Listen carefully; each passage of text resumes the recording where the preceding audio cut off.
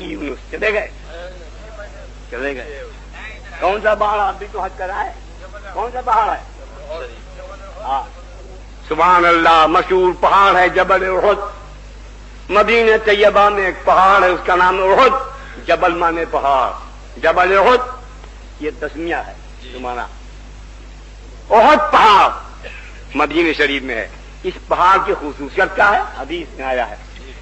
اللہ کے پیارے حبیب سرور کائنات نور مجسم پیغمبر اسلام صلی اللہ علیہ وسلم نے اس پہاڑ کو دیکھا. ارے میاں وہ بڑا خوش نصیب ہے جسے مصطفیٰ اپنی نظر سے نوازے. میرا شعر ہے، مجھے ماں سے واہ سے جو توڑ دے، در مصطفیٰ سے جو جوڑ دے. مجھے ماں سے واہ سے جو توڑ دے، در مصطفیٰ سے جو جوڑ دے. رجب اپنے مرشد راہ کی اسی ایک نظر کی تلاش.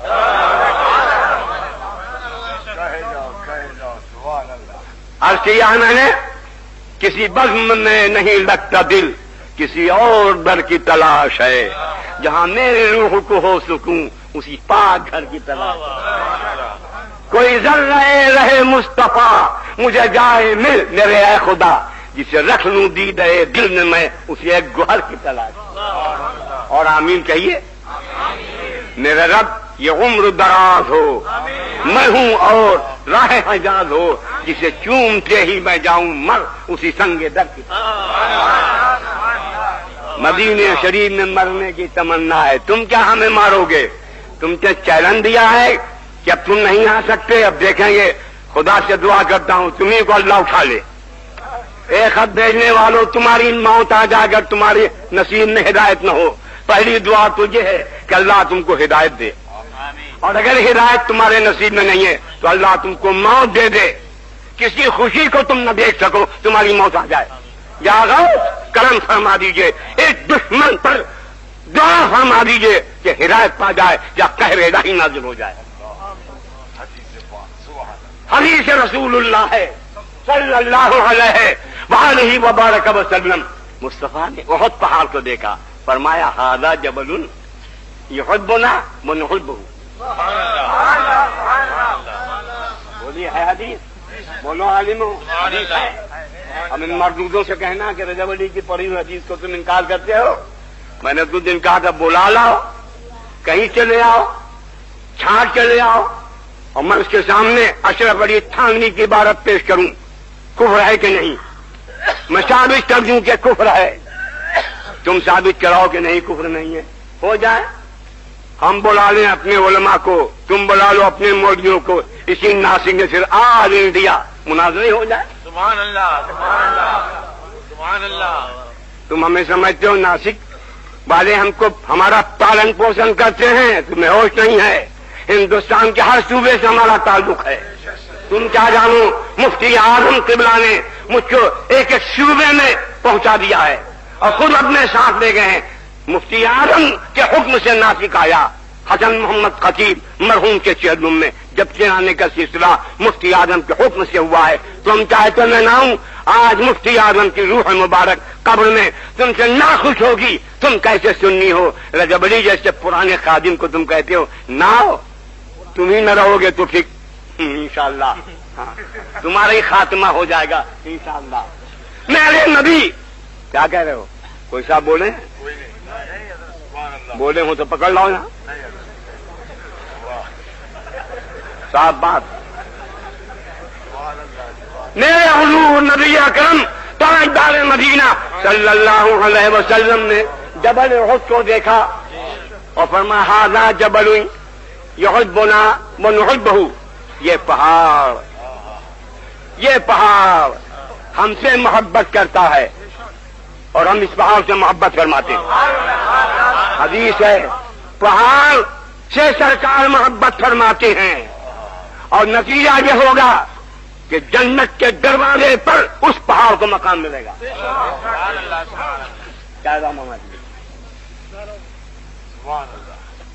میرے سرکار ختم کر رہا ہوں. نبی کریم تاجدار رسالت صلی اللہ علیہ وسلم پہاڑ پر چلے گئے. حضرت ابوبکر صدیق ساتھ میں ہیں، حضرت فاروق اعظم ساتھ میں ہیں، حضرت عثمان غنی صاحب میں ہے، جیسے ہی میرے آقا تاجدار مدینہ صلی اللہ علیہ وسلم پہاڑ پر تشریف لے گئے، پہاڑ ہلنے لگا. دیکھو اٹھا کے حدیث ہے حدیث. مولانا صدر مدری پیچھے بیٹھے ہیں تو ادھر آ جائیں تاکہ میں حدیث پڑھتا جاؤں. یہ پڑھاتے ہیں حدیث، کہیں غلطی ہو تو دیجیے گا. یہ نہیں کہ میرا دارالعلوم سے تعلق ہے. فوراً کہیے یہاں یہ رہ گیا، یہاں گرامر کی غلطی ہے، فلاں غلطی ہے، فوراً بتائیے. میرے حضور نبی کریم تاجدار رسالت صلی اللہ علیہ وسلم پہاڑ پر ان صحابہ کرام کے ساتھ گئے. پہاڑ کیا ہوا؟ ہلنے لگا. اب اس حدیث کی تشریح ہمارے بزرگوں نے فرمائی ہے. پہاڑ کیوں ہلا؟ سنیے مختار صاحب، نہیں مشارہ نہیں ہے بلکہ درود پڑھیے صلی اللہ علیہ وآلہ وبارک وسلم. پہاڑ ہلنے لگا. کیوں ہلا پہاڑ؟ ایک جماعت بزرگوں کی فرماتی ہے کہ ہیبت رسالت سے، جلال نبوت سے بہت پہاڑ ہلا. سبحان اللہ. اور ایک گروہ عاشقوں کا یہ فرماتا ہے بے شک جلال نبوت حق ہے، جلال رسالت حق ہے، مگر سبحان اللہ کیا بات فرمائی ہے عاشقوں نے. پہاڑ یوں ہلا، مستی نہیں لگا. اے نبی آپ کے قدم عرش کو ملے تو عرش با عزت ہو گیا، اور آپ کے قدم مجھے ملے تو میرے تاج سر ہو گیا. مستی نہیں ہلا پہاڑ، پہاڑ مستی نہیں ہلا، اور دونوں اپنے مقام پر حق ہیں. جلال رسالت سے ہلا حق، اور جمال رسالت کو دیکھ کر رقص کرنے لگا پہاڑ. سبحان اللہ سبحان اللہ. میرے آقا نبی کریم تاجدار رسالت سرکار مدینہ صلی اللہ علیہ وسلم نے پائے مبارک کے اشارہ فرمایا اور فرمایا اس وقت اڑو. کیا فرمایا؟ اس وقت اڑو، ٹھہر جاؤ پہاڑ. فإنما عليك نبي وصديق وشهيدان. ارے ادھر دیکھیے ختم کر دیں، یہی تو تم بہت بری ہے. اللہ کے پیارے حبیب نبی کریم علیہ السلام فرماتے اس وقت پہاڑ ٹھہر جا، پہاڑ رک جا، مت ہل. فإنما عليك نبي، جس پر اللہ کے نبی کے قدم آ گئے. جس پر ایک اللہ کے نبی ہیں، ایک میرے پیارے صدیق ہیں، اور جو شہید ہیں حضرت عمر، حضرت عثمان غنی رضی اللہ عنہ. جیسے لبوں سے فرمایا اعلیٰ حضرت فرماتے ہلتی نیویں جماعتیں یہ ہیں، ہلتی نیویں جماعتیں یہ ہیں، چھوٹی نبضیں چلاتے یہ ہیں، سلم سلم کی ڈھارس سے ٹوٹی آس بندھاتے یہ ہیں. یہ میرے آقا کی شان ہے. سبحان اللہ. جیسے ہی فرمایا پہاڑ رک گیا. مصطفیٰ کے جلموں کو دیکھ کر پہاڑ خاموش ہو گیا، تسکین قلبی حاصل ہو گئی. تو بولو جب ایک پہاڑ حضور سے محبت کرے اور حضور پہاڑ سے محبت کریں، بس مختصر یہ اے برادران اسلام، اے مردوں اے عورتوں، اگر تمہیں ہمیں اللہ کے پیارے رسول نبی کریم علیہ السلام کی محبت نصیب ہو جائے تو ہم پر تم پر سرکار مدینہ کا کیسا پیار ہوگا. بولو صلی اللہ علیہ وسلم. اس لیے اے عورتوں اے مردوں، میں سب سے گزارش کروں گا عقیدے میں پکے سنی رہنا، کسی بد مذہب کے پیچھے نماز نہ پڑھنا، کسی بد عقیدہ کی اقتداء مت کرنا، کسی گمراہ رنگے ہوئے پیر کے ہاتھ میں ہاتھ دے کر گمراہ نہ ہو جانا. گھوڑی پر سوار ہو کے آئے السلام علیکم، لال کپڑے پیلے کپڑے نرالا صافا یہ وہ، آؤ مرید ہو جاؤ. ہر ایک کا مرید نہ ہونا. پانی پیو چھان کے، مرشد کرو جان کے. ہر ایک کے ہاتھ میں ہاتھ مت دینا. میں اپنی طرف سے نہیں کہتا ہوں، سینکڑوں برس پہلے کا ایک شعر یاد آیا. سینکڑوں برس پہلے کا، اے بسا ابلیس آدم رو میں ہاس، اے بسا ابلیس آدم رو میں ہاس، پس باہر دستے نباید داد دست. فرماتے ہیں مولانا روم کہ بہت سے ابلیس انسانی روپ میں ہیں، بس ہر ایک کے ہاتھ میں ہاتھ مت دینا. جیسے آج کچھ لوگ ہیں ہمارے علاقے میں بھی آتے ہیں، ایسے لیا لوٹن پانی چھڑکا، کہا بکیوں میرا مرید. ایک جلال الدین میرا چاہنے والا تو ان کا نہیں، کہا بے کیسے نہیں تھے میرا مرید، چھیٹا پڑا میرا مرید. چھیٹا ڈالنے کترا پلا دے تو جانے کیا ہو جائے، چھیٹا ڈال کے مرید، کترا پلا کے مرید. یہ نہیں، ہمارے بزرگوں نے فرمایا مریدی کیا ہے؟ شریعت پر قائم رہنے کی، گناہوں سے توبہ کر لینے کی سعادت کا نام ہے مریدی.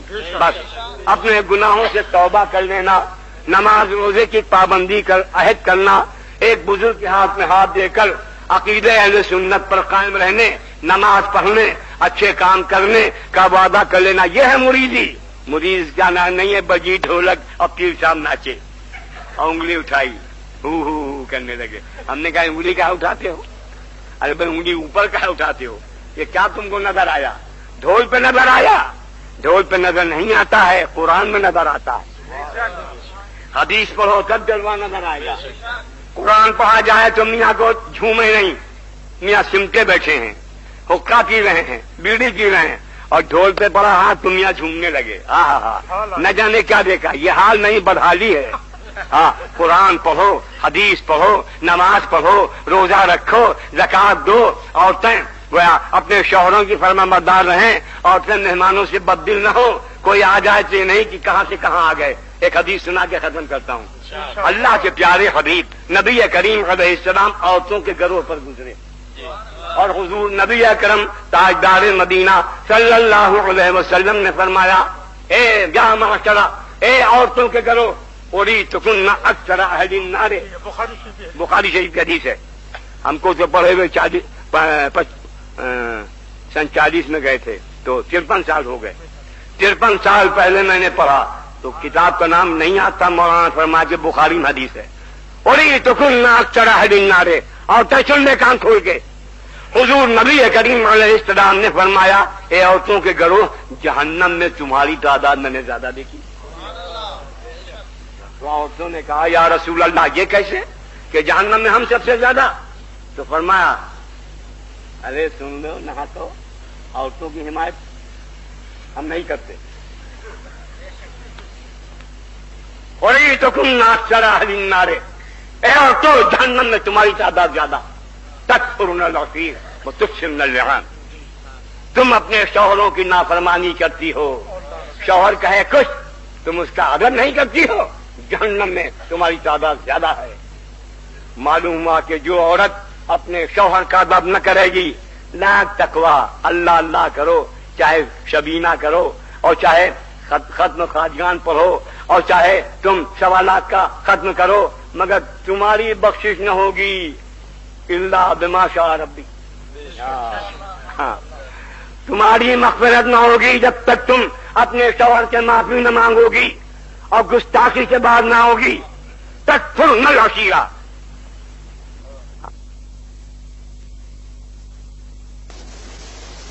ماشاء اللہ حضرت مولانا ابو الحقانی صاحب محترم کا نورانی بیان آپ نے سنا، اور یہاں اس سے پہلے بھی آ چکے ہوں گے، نانپارا بھی جا چکے ہیں عزیز العلوم کے اجلاس میں، ٹیکم گڑھ وغیرہ کتنے مقامات پر مولانا محترم کی تقریروں کو سنا. اب سے نہیں، جب سے تقریر کرنے کی ابتدا کی تھی. کیا اچھا بیان قرآن کی روشنی میں، احادیث مبارکہ کی روشنی میں آپ کا ہوتا.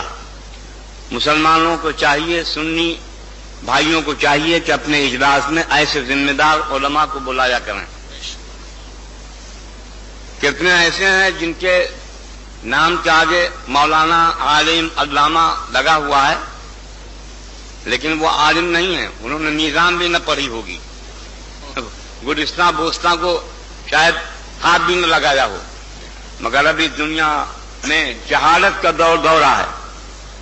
موتی اور ہیرے جواہرات کے پہچاننے والے سبزی بیچنے والے نہیں ہوتے ہیں، جوہری ہوتے ہیں. علم کے پہچاننے والے جاہلان بے خرد نہیں ہوتے ہیں، بلکہ اہل علم ہوتے ہیں. علم بڑی نعمت ہے. عربی کے اشعار ہیں، رضینا قسمت الجبار فینا لنا علم بدل جہاد مادو، ہم تقدیر الہی پر راضی ہیں جو ہمارے لیے اس نے مقدر فی الازل فرما دی ہے، ہم اس پر راضی ہیں۔ ہم کو اللہ نے علم عطا فرمایا اور جاہلوں کو مال ملا۔ فَإِنَّ الْمَالَ يَفْنِي عَنْ قَرِيبٍ وَأَنَّ الْعِلْمَ بَاقٍ لَا يَزَالُ، مال فنا ہو جائے گا، علم تو قبر تک جائے گا، اور علم کی برکتیں حشر تک رہیں گی، اور علم کی نورانیت ما بعد الحشر بھی رہیں گی۔ علم ایک بہت بڑی نعمت ہے۔ اس دور فساد و کساد میں مسلمانوں، تمہیں چاہیے کہ اپنے بچوں کو علم دین حاصل کراؤ، مدرسہ غوثیہ ہو یا کوئی مدرسہ حنفیہ ہو یا دارالعلوم اہل سنت ناسک کا ہو، اپنے بچوں کو داخل کرو۔ باہر کے طلباء خوش نصیب ہیں، بنگال کے ہوں، یو پی کے ہوں، بہار کے ہوں، مدھیہ پردیش کے ہوں، وہ علم پڑھ کے اپنے اپنے مقام پہ چلے گئے۔ تم کیا کرو گے جب تمہارے یہاں بد مذہبوں کا غلبہ ہو جائے گا؟ ابھی تک تو تم ناسک والو 35 سال سے تو میں یہاں رہا ہوں، تم اسی فریب و دھوکے میں ہو۔ یہاں کون بد عقیدہ ہے، یہاں کون بد مذہب ہے؟ لیکن جب کلیان میں اجتماع ہوتا ہے تو کہاں سے ٹرک پہ بھر بھر کے مخالفین اجتماع میں گئے؟ اگر بد عقیدہ نہیں ہے تو گئے کہاں سے؟ اور آج یہ ایک نئی ہوا یہاں چلی ہے جس کی طرف مولانا نے ابھی روشنی بھی ڈالی ہے۔ بد عقیدہ لوگوں سے اپنے سماج کو بچایا جائے، گمراہوں سے اپنے گھر کو بچایا جائے، بد مذہبوں سے اپنی مسجدوں کو بچایا جائے۔ کون کہتا ہے کہ فتویٰ نہیں ہے؟ اس نے اعلیٰ حضرت رضی اللہ عنہ کی کتابوں کو پڑھا ہی نہیں ہے۔ اس نے حضرت مولانا محمد وسیع احمد صاحب محدث سورتی رحمت اللہ علیہ نے اعلیٰ حضرت کے زمانے میں کتاب لکھی جس کا نام میں نے بتایا انفع الشواہد۔ یہ مبارک کتاب ہے جس میں اعلیٰ حضرت کے زمانے میں کتاب لکھی گئی کہ بد مذہبوں اور بد عقیدہ لوگوں کو مسجد سے باہر کر دیا جائے۔ جا کے دیکھو کتاب اعلیٰ حضرت کی، فتاوی رضویہ پڑھو، محدث سورتی رحمت اللہ علیہ کتاب پڑھو۔ اے جاہلو، اے بے خرد ہو، تم ان کے منہ لگتے ہو کہ جنہیں اعلیٰ حضرت کی کتابوں کے دیکھنے کا موقع نصیب ہوا ہے، تم ان سے الجھتے ہو۔ یہ الجھنا اچھا نہ ہوگا۔ اپنی مسجدوں کو بچاؤ، ان سے کوئی رشتہ نہ رکھو جو بد مذہبوں کو اپنے ہاں کھانا کھلائیں، دعوت سے بلائیں، تقریب میں بلائیں، شادی میں بلائیں، اور مجھے تو کوئی شخص نہ بلائے جو اپنی شادی میں کسی بد عقیدہ کو بلائے، مجھے نہ بلائے، میں کبھی نہ آؤں گا انشاءاللہ تعالی۔ کئی جگہ فریب دیا گیا، لیکن اب اعلان سے میں کہہ رہا ہوں میں کسی شادی میں نہیں آ سکتا جس میں وہابیوں کو دعوت دی جائے۔ آقا مدینہ سرور عالم نبی محترم صلی اللہ علیہ وسلم یہ فرمائے کہ آخر زمانے میں دجال ہوں گے، کذاب ہوں گے، یاتونکم من الاحادیث بما لم تسمعوا انتم ولا آباؤکم، ایسی جھوٹی باتیں گڑ گڑ کہ وہ جی کیا کر رہے؟ یہ دیکھو ان کو ختم کر دیں، کیا کر رہے ہو؟ کیا دے رہے ہو تم؟ کیا ہے؟ لاؤ ہمیں دیکھ لو کیا ہے، دے رہے ہو، بعد میں اعلان ہوگا، بیان میں خلل ڈالتے ہو۔ حضور نبی کریم تاجدار رسالت سرور عالم علیہ السلام فرمائے آخر زمانے میں قرب قیامت میں دجال نکلیں گے، بڑے مکار کذاب نکلیں گے، بڑے جھوٹے فریبی، ایسی باتیں گڑ کے تمہارے سامنے لائیں گے جس کو نہ تم نے پڑھا ہوگا نہ تمہارے باپ دادا نے جانا ہوگا۔ جب ایسے لوگ آ جائیں تو ان کو اپنے سے دور رکھو اور اپنے کو ان سے دور رکھو۔ یہ اماموں کی کمی ہے، یہ خطیبوں کی کمی ہے۔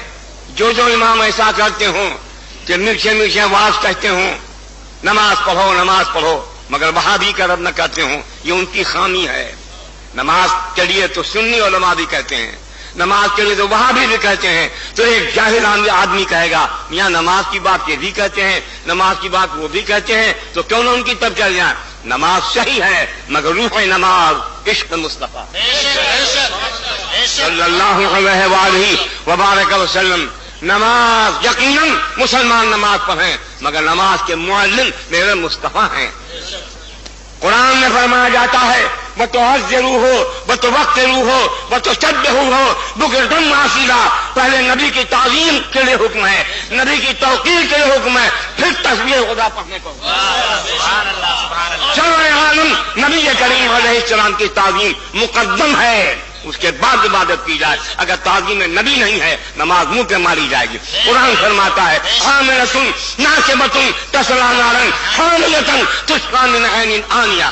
عمل کریں گے, مشقت بھریں گے, نتیجہ یہ ہوگا بھڑکتے ہوئے جہنم میں جائیں گے. کون؟ وہی عمل کرنے والے جن کے دلوں میں عشق مصطفیٰ کی چمک نہیں. صلی اللہ علیہ وآلہ وبارک وسلم. بات سنو کم, عمل کرو زیادہ.